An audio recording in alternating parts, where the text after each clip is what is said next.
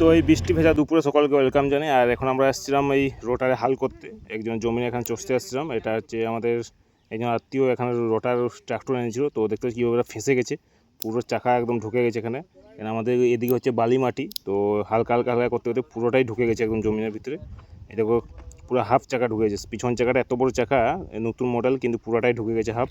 আর এখন ওটা আবার টায়ারে হাওয়া বেরিয়ে গেছে, এখন ট্রাক্টর দিয়ে টানা যাবে না, একে এর জন্য আনতে হবে, জেসিপি আনতে হবে।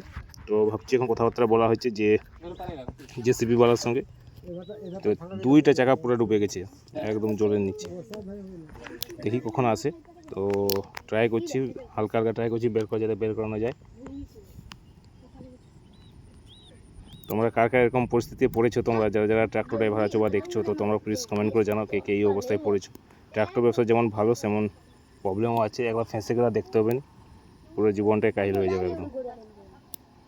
দেখি কখন আসছে জেসিপি, তার জন্য ওয়েট করছি। ম্যাক্সিমাম 4-5 ঘন্টা হয়ে গেলো ওয়েট করছি আমরা। এই যে দেখতে পাচ্ছি যেমন জেসিপি আসছে এদিকে, তো এখন প্রচুর চার্জ এদিকে, আর সবাই বাচ্চাগুলো সব আসছে এখানে দেখতে, গ্রাম থেকে দূরে একটু।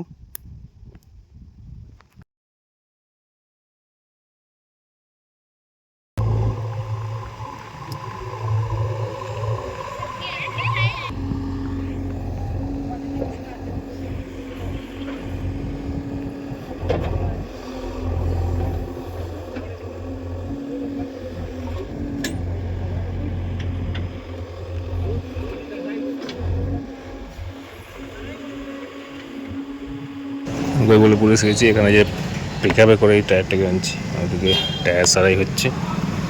আবার গিয়ে এখানে সারাই করতে ম্যাক্সিমাম 12টা-1টা বেজে যাবে। আর গোপী মার্কেটে আসছে এখন, তখন থেকে জেসিপি আসলো, জেসিপি তুলাতুলি করার পর টায়ার, কত বড় টায়ারটা এখানে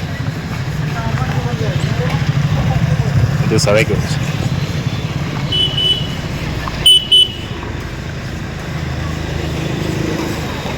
গাড়ি থেকে জমি থেকে তুলে আনছি, রাত্রি 12টা হয়েছে, তখন ভিডিও বানাতে পারিনি। তো এখন সকাল দেখো এই দাঁড়িয়ে আছে গাড়ি, আর প্রচুর কষ্ট হবে, দিন সারা প্রচুর হয়রানি পড়ছি, পুরো দিনটাই গেছে।